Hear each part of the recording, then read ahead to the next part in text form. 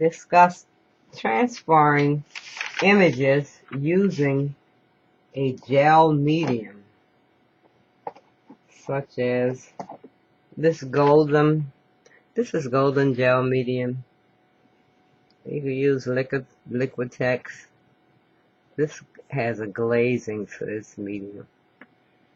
And really, you can use gesso.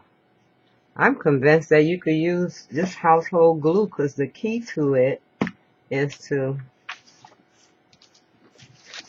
find something you want to embed another image into. Now here's an image. Freedom, liberty, and justice for all. It's a question mark. And when I was going through my little revolutionary phrase, I'd use something like this, and I'd take, here's a word, it says colored waiting room, but I have it printed in reverse because I want it to show up in the right direction. So I would fuse it down like this, and I'm going to use, I think I'm going to use the liquid text. So you take your brush. What I do is, I take my brush and I paint the object I want to embed. It's a light coat, maybe like spreading butter, as thin as you can, really. The thinner the better. And we're gonna turn it over, and I'm gonna put it like that. It's kind of sarcasm.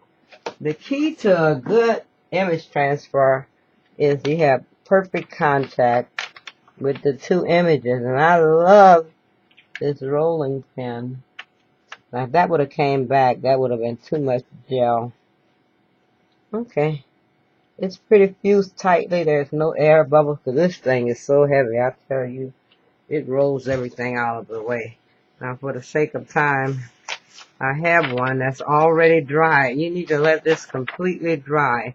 Some people use a hair dryer. Really, I like them to dry on their own, and I usually let them dry overnight. I'll put the top back on this. So here's your object, and it's dry now. So we're going to take some water, and I love using my finger. I'm going to wet this. And if you can see already, you can see it coming through. And I learned through trial and error not to use too much water. See, I'm just rubbing. I'm rubbing off that top layer to reveal the layer below. And you don't want to rub too hard, you don't want to rub too soft, because you can really rub the whole thing off. And rubbing is acquired. After much practice, you almost can tell. And I love using my fingers because you can feel the top layer roll away. And you see that pulp? You're getting rid of that. And you're going to keep rubbing until you can't feel that second layer anymore. And you can rub as little or as much as you like. It all depends. If you're going for a distressed look, really, you can stop right now. But I want more off. And this is just some kind of political statement. Being sarcastic. It could make a nice flyer. Back in the 60s, this is the kind of stuff I would produce in art class. Really, just to shock the teachers. I was so honored.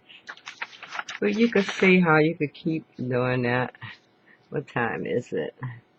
4 minutes into it. But anyway, that's the basic. And you can rub it until you see all those letters coming. You can see waiting room coming through. Like I said, you don't want to rub too hard, because you don't want to rub the image out. Sometimes I've rubbed and ended up back there, and you don't want that unless that's the look you're looking for, because I tell you, the stress is very much in. And I see the difference. If we was doing a collage, we'd have all that white in background, and now you just have these two things.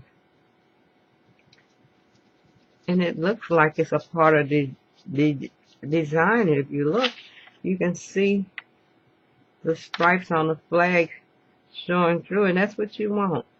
And you could continue if you wanted to. You could let this dry and layer something on top of that. you know, it's very fun. I'm going to stop here because I want to show you what our next video is going to be about. But I'm going to rub more until I get as much of it as I can. But really, it's pretty good right now. I could stop if I wanted to. I will work on it until I get waiting room. Now, see right here? I thought I rubbed too far, but really I didn't.